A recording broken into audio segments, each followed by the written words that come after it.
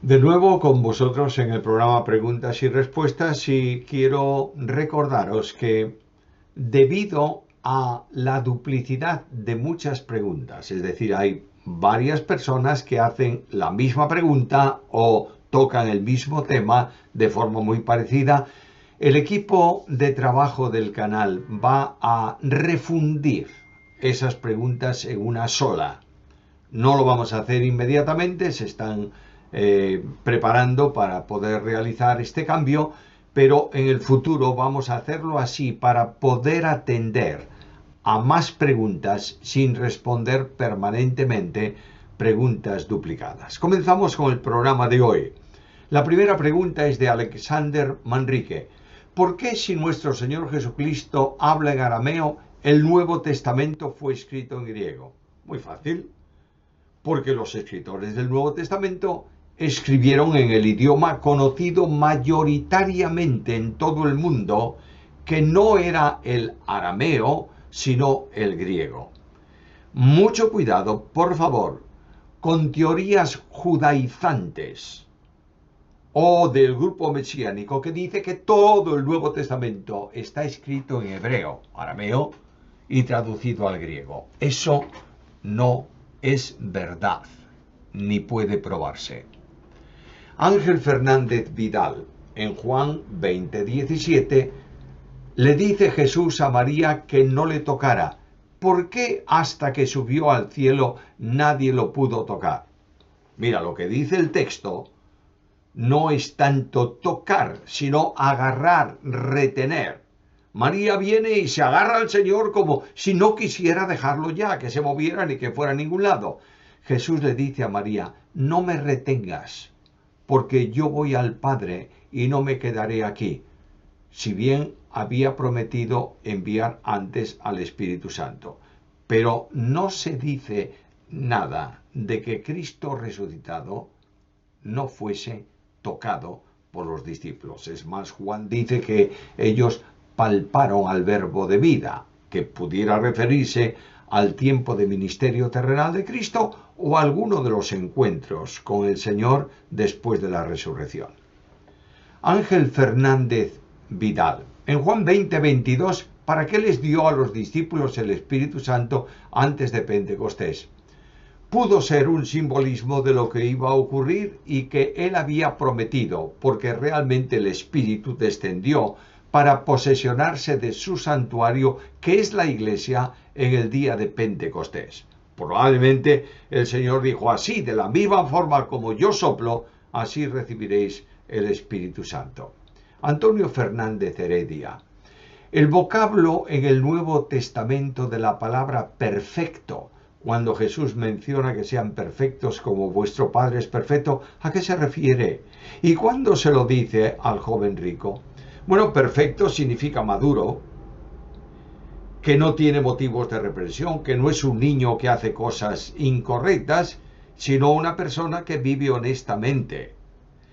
Nunca nadie podrá alcanzar la perfección de Dios, pero podemos vivir en la perfección que Él establece para la vida del creyente. Nicolás García, sé que la Biblia no dice nada acerca de la respuesta que busco, pero según su opinión, ¿por qué la tribu de Dan no aparece entre los 144.000 escogidos en el capítulo 7 de Apocalipsis? Bueno, se sugiere que pudiera ser por la vinculación mayor con la idolatría de Israel, de esta tribu de Dan. Juan Fernández, en ciertas ocasiones he llegado a oír que en Génesis hay ciertos mitos e incluso que la historia de Jesús es una mezcla de varias religiones compiladas en una. ¿Cómo discrepar estas opiniones? No te esfuerces.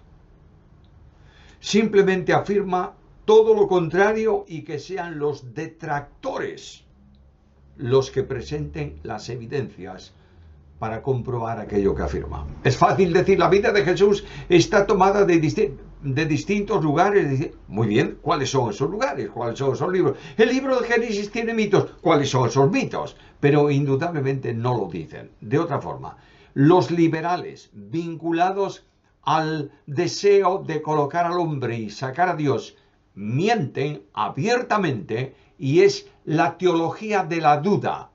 ¿No será que acaso? Pero nunca hacen afirmaciones contundentes para demostrar sus teorías.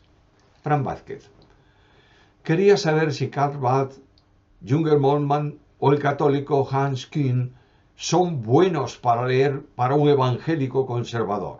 No sé por qué son tan famosos y a la vez existe un desconocimiento acerca de su teología para la mayoría de los cristianos.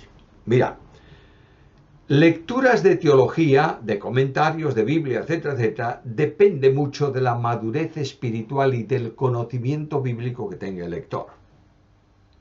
Un creyente conocedor de la palabra puede leer cualquier cosa referente a doctrina y saber cuándo es cierto y cuándo no. Pero un recién convertido o uno que no ha sido instruido puede recibir un serio daño con algunas lecturas. ¿Eres una persona instruida, madura, firme en doctrina? Lee lo que te parezca y podrás apreciar discrepancias contrarias a la Biblia y en medio de todo eso también afirmaciones verdaderamente bíblicas, pero no invites a leer libros de este tipo a quienes no tienen capacidad espiritual para entendernos. Alexander Manrique, ¿qué es el pecado de muerte? 1 Juan 5:16. Pecado de muerte es aquel pecado al que Dios sanciona quitando la vida física del que lo ha cometido, como es el caso del incestuoso de Corinto. No significa pérdida de salvación, pero sí pérdida de la vida. Algunos de esos pecados tenían esa misma sentencia en el Antiguo Testamento.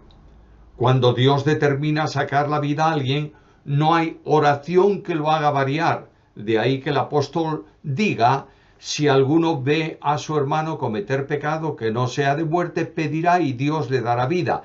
Esto es para los que cometen pecado que no sea de muerte. Hay pecado de muerte por el cual yo no digo que se pida. Nótese que está hablando de un creyente a quien llama hermano. Posiblemente se trate de un pecado oculto sin confesar, de alguien que peca voluntariamente y que representa un desprecio manifiesto ante Dios. En la iglesia primitiva hay evidencias de la acción judicial divina sobre pecadores voluntarios.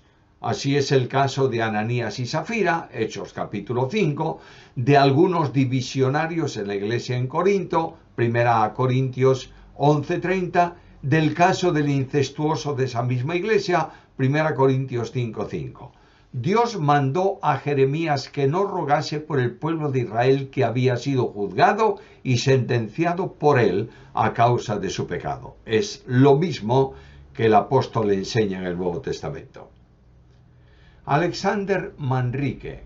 El infierno, según la Biblia, ¿en qué lugar se encuentra? No se revela el lugar, pero sí que es a dónde van los que han muerto sin Cristo. En la nueva creación se le llama lago de fuego, que estará fuera de la tierra nueva. Josías Ortiz. ¿Puede el hombre rechazar el llamado del Evangelio si Dios de antemano lo escogió para salvación? Lo que Dios escoge y determina es irrevocable. Por tanto, a quien ha escogido para salvación será salvo. Pero esto no supone que haya escogido a otros para condenación. Josías Ortiz. ¿Podría explicar la sola escritura? Los católicos romanos aseguran que es una doctrina antibíblica. Que los católicos romanos digan lo que les parezca mejor tocante a la Biblia.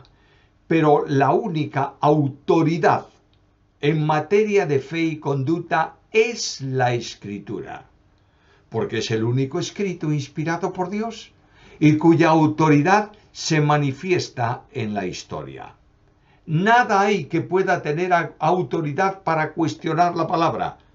Los que consideran que la Iglesia y su jerarquía tienen esa autoridad están mintiendo y contradiciendo la Biblia. Fer Magdilo.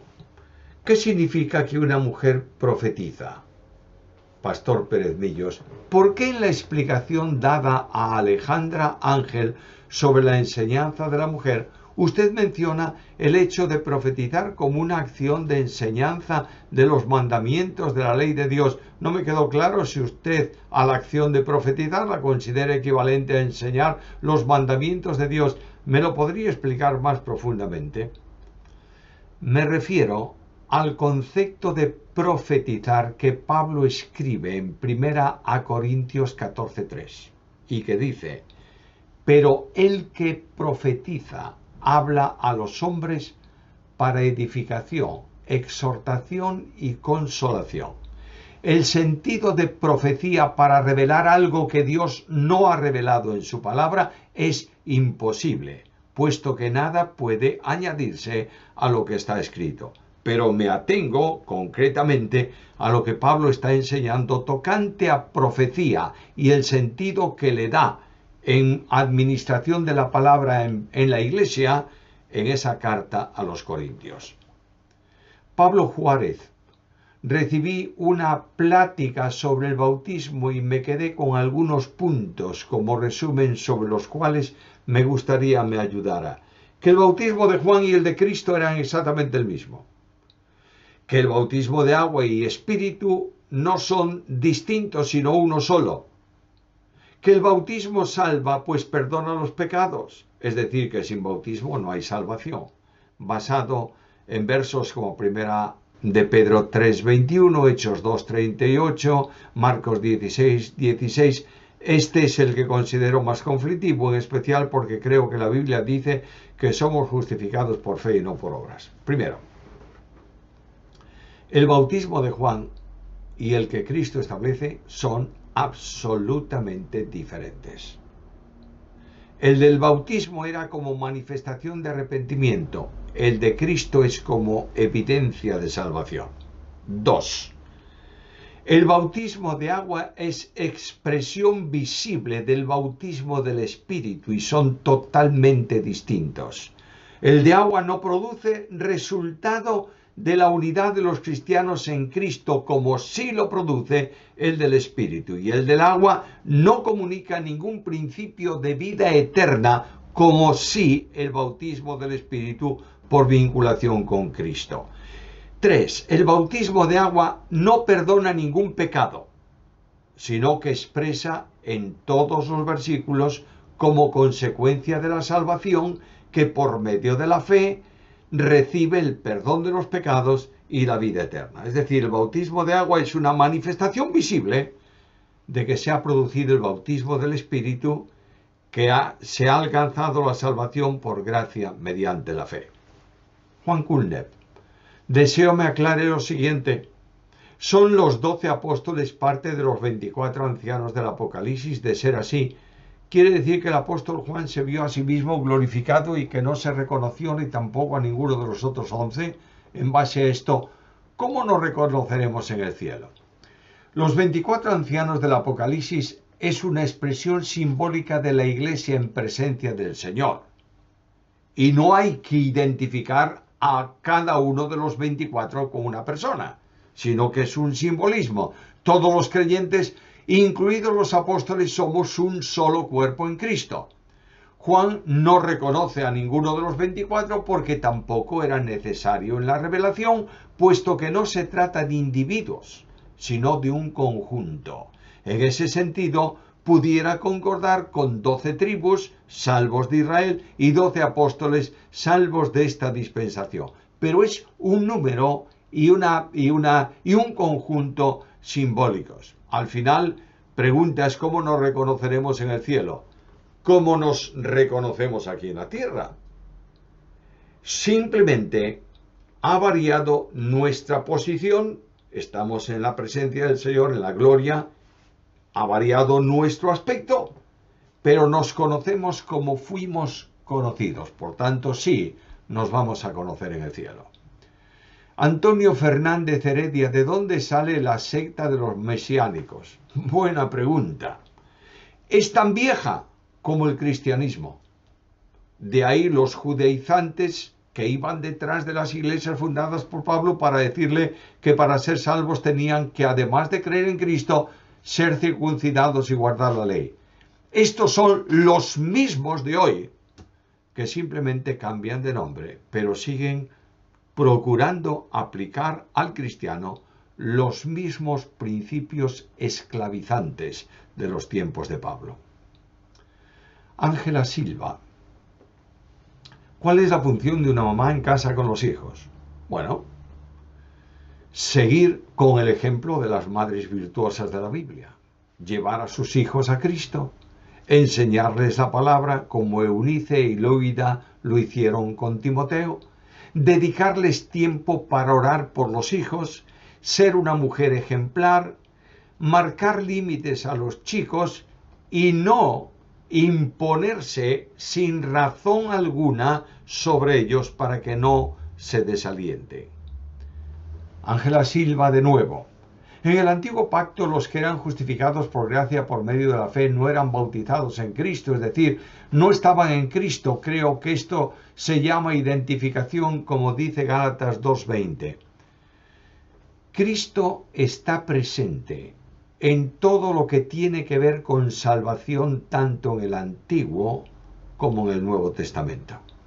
Hay operaciones distintas que las personas divinas hacen en una o en otra dispensación. En la antigua dispensación no estaba la formación de un cuerpo en Cristo, que es algo que se realiza en el Nuevo y que tiene que ver con la acción del Espíritu bautizando a los creyentes en Cristo. Pero la justificación no es asunto solo de unión con Cristo, sino de fe. Abraham creyó a Dios y le fue contado por justicia. Naturalmente, Dios no puede justificar al pecador sin tener delante el sacrificio expiatorio de Cristo, que no solamente muere a favor del pecador, sino ocupando su lugar. Écar Castro, hay un hermano que viene de una iglesia pentecostal y él cree que los hermanos, para ser llenos del Espíritu Santo, deben caer al suelo. ¿Qué dice la Biblia de esto? La voy a contestar con una sola palabra. Nada. Mira qué ejemplos. Cristo sopló y dijo a los apóstoles, recibid el Espíritu. ¿Cuántos cayeron al suelo?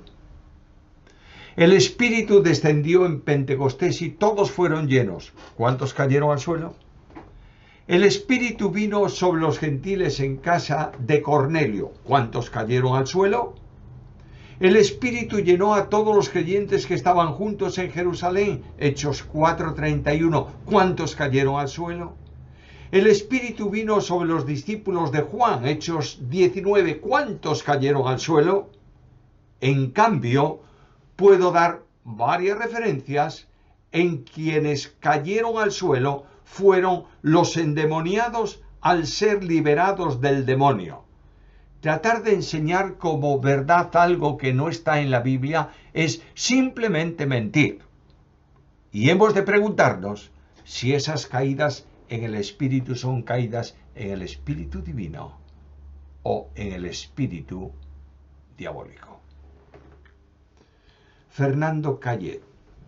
Mi pregunta es acerca de las dos bestias que se mencionan en el libro de Job.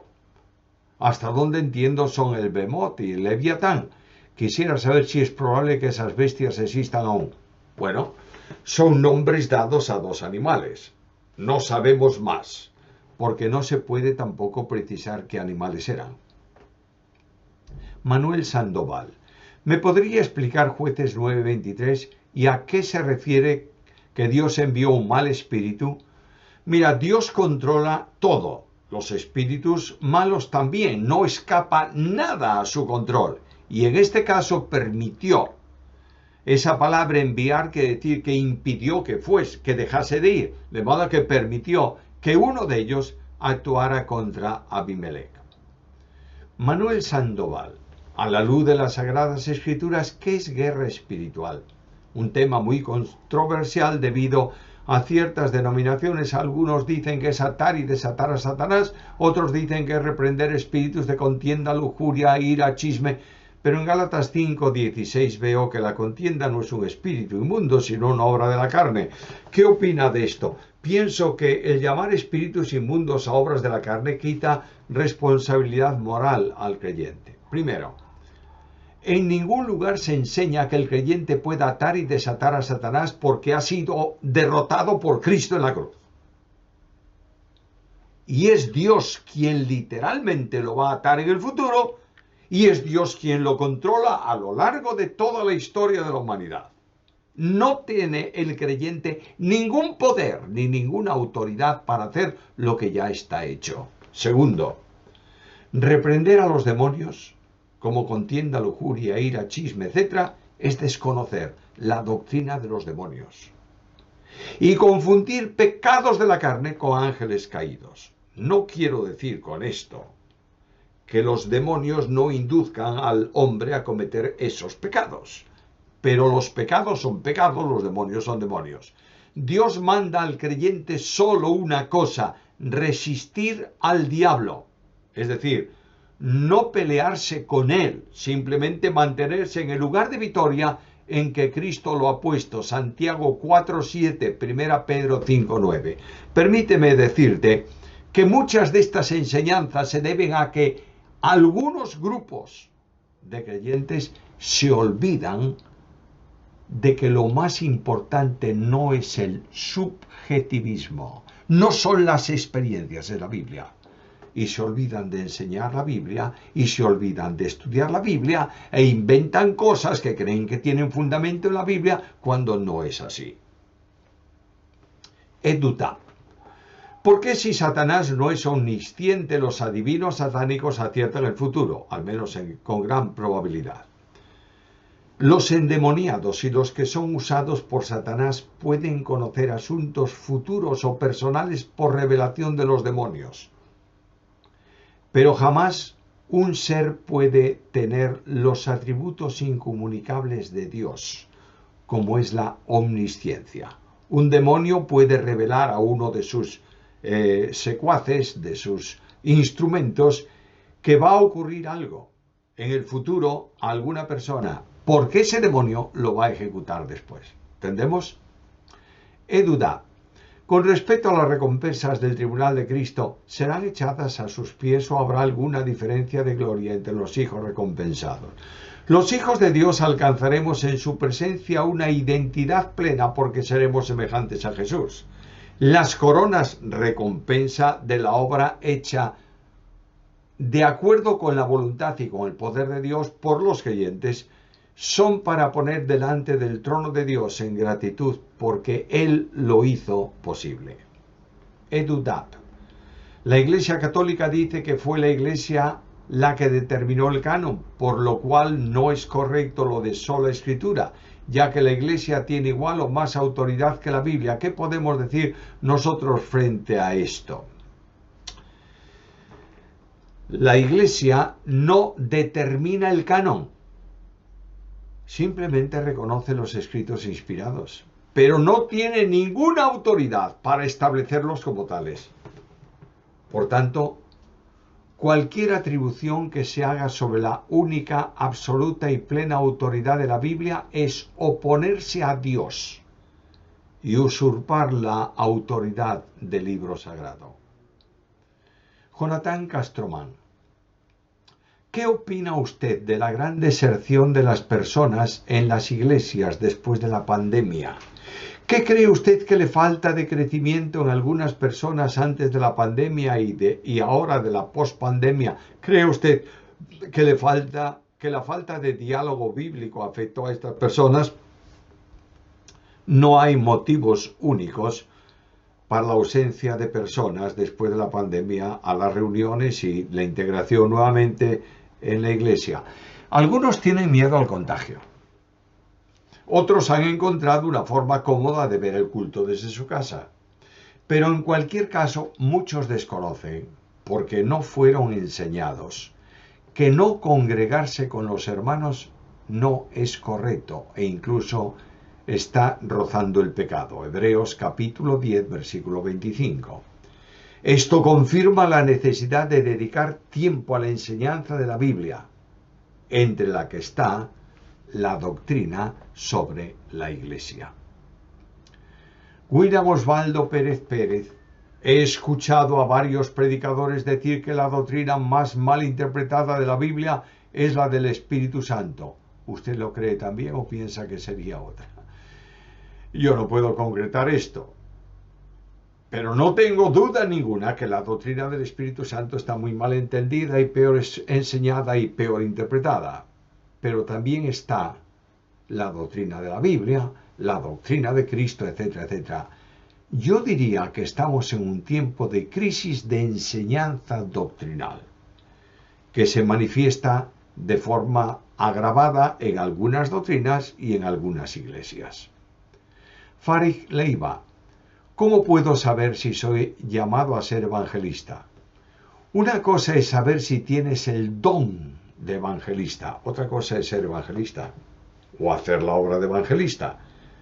A esto segundo somos llamados todos, porque todos tenemos que predicar el Evangelio y enseñar a los recién convertidos lo que Cristo enseñó.